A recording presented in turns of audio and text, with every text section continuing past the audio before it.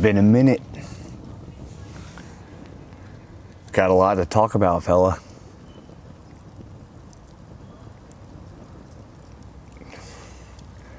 We've got a lot to talk about, fella.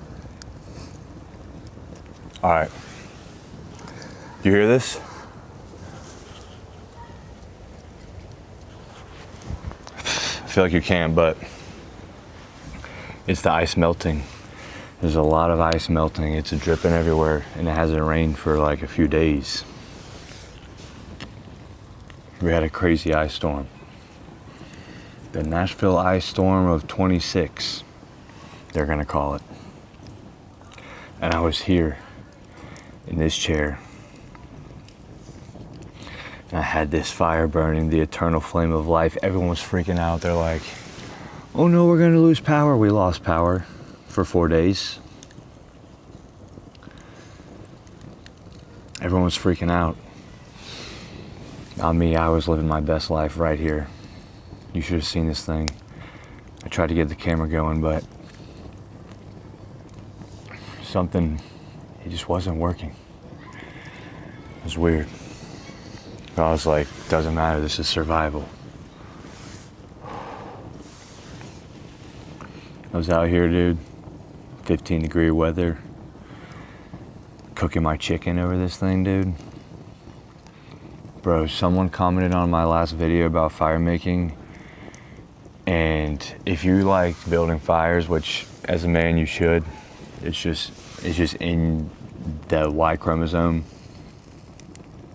You need to go to that last video and look at this dude's comment. It was so good, I almost was like, hey, I wrote this. Which is kind of a weird thing to say, but it was like suspiciously spot on for, like, you can read that and tell that guy likes fire. That guy builds fires on the reg, bro, and appreciates it. Oh, he talked about this game where you get one move, when you gotta stoke the fire, you try to make it fall within the pile, and you also want to keep a good stack. A lot of contact with the larger pieces, most surface area and touch, keeping it over the embers. But I have to place one log, and you only get one lay down. All right, this is the easy one. A little bit at an angle, but parallel to these guys right here. Oh, I felt a little heat. That's good. That's a good placement right there.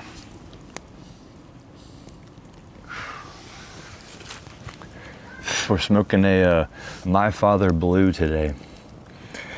And this is a great stick.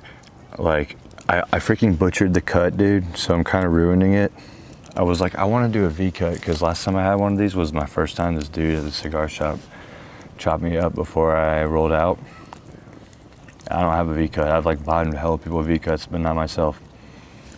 So I got a knife and I tried to do it myself, and I peeled part of the ending of the wrap off.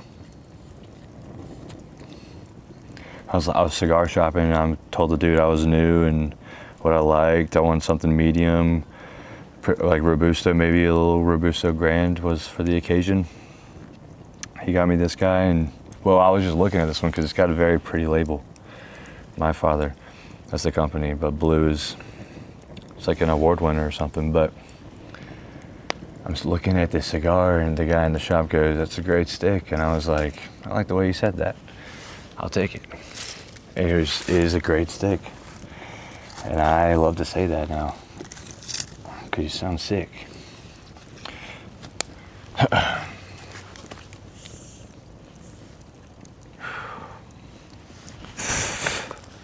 So nice, man. We live in a crazy world.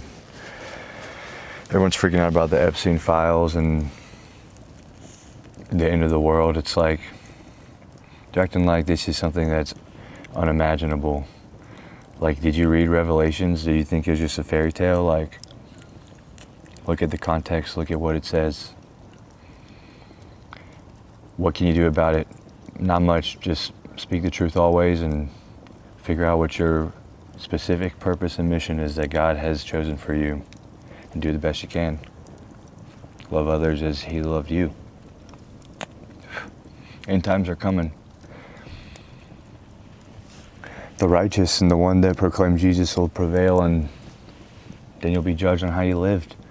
It says it all there. So when it hits the fan and there's an ice storm, we live our best life because it's survival. Building fire, that feels like me, what's it called? Not salting the earth, like moving his earth, sculpting his earth into a home. Warmth, fire. People are gonna be freaking out during the end times. I'm gonna be chilling, I'm gonna be ready. Send me! Here I am. Here I am by the eternal flame of life. That dude. I was here, bro, in the cold by this fire, just surviving. I was on the bottle, just talking to myself, just yapping. Like, I freaking developed this whole character. Only I knew about. It was fun, it was entertainment. It's not all I did, but man.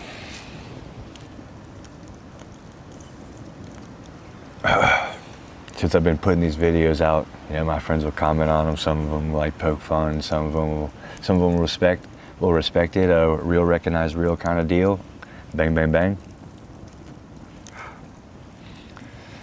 They'll say like, Wilkins, I really respect what you're doing. I'm like, I don't know what I'm doing, brother. Just quit my job, brother. Which is something I've been thinking about lately. Not really thinking about, because we're not thinking. But what I wish more people understood, which you don't have to wait until you're 60 to enjoy a retirement. Tim Ferriss talks about this, the 4-Hour Work Week, great book, The 4-Hour Work Week by Tim Ferriss. You take mini retirements. Work for a little bit, save up some money, retire. Retire for like, go somewhere. Go to freaking Europe, go to freaking Brazil for like a month or two, a couple weeks. Or just retire in the States, in your city for a couple weeks, a few months. Then come back to work, you know? You might say, oh, I don't have that many vacation days, oh, blah, blah, blah. Well, is it because the work doesn't allow you to leave because they need you that bad? And you are forced to do it, or is it because you like your work so much? There is a difference there. If you're enjoying your work, or if you're a workaholic, that's not always a good thing.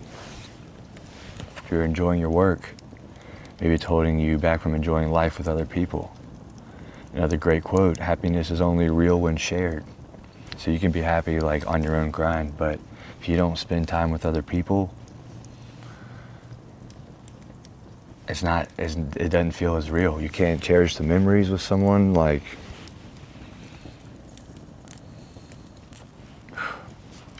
what was that movie, Call the Wild, about the guy who just dips on society, like burns up all of his money? It's a true story. Goes, lives on his own in the wilderness, survives. Like sounds pretty awesome, you would think, but it's not. He learned it.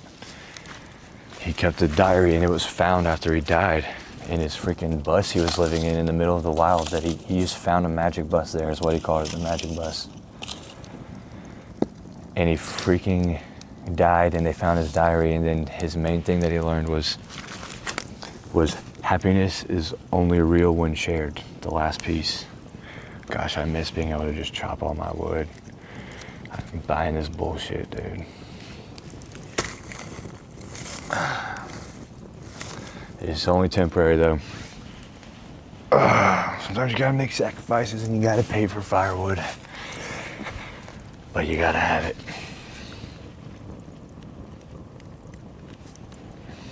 Great steak, gosh, it's just smooth and flavorful. Like peppery honey graham cracker. A little like steak little carnage in there. It's great, like, it's got a great, like, sponginess, like, bounce. Oh, why did I just try to French inhale that? Gosh. Yeah, sometimes we be tripping. Sometimes we be tripping.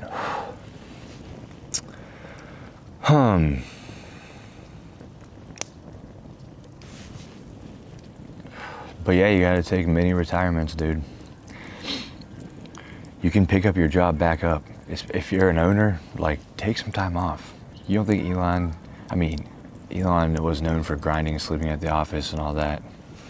He could have afforded to take a couple months off, I think.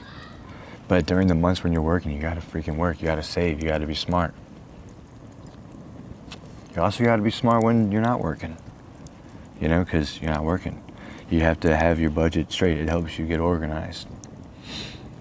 But it's not as hard as you think. You just do it, you know? What's the worst that can happen? You lose all your money. Okay, get another job, you know? Bang. They will freaking hire people. Take mini retirements though, because what if you die before you retire? You never get to enjoy life. You know, you work so you can retire at 60. Come on.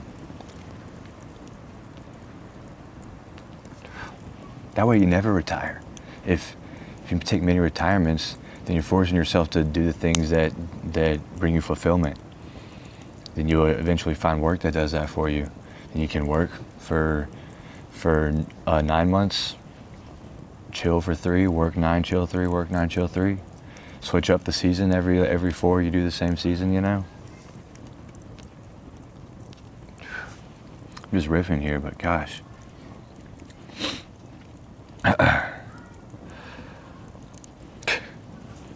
I could sell a course on this, but Tim Ferriss already has a great one. You should check out his book. Speaking of books, I've been into the classics lately. This is just a side note before I sign off, because that pretty much covers what I had for today. But dude, I'm reading this book. I've been into the classics. I read Les Mis, amazing book. East of Eden, John Steinbeck, amazing book. I'm reading some Jane Austen. Never read her before. Persuasion, oh my gosh, I'm like halfway through it. So boring. Dude, nothing. I'll read a whole chapter, nothing happens.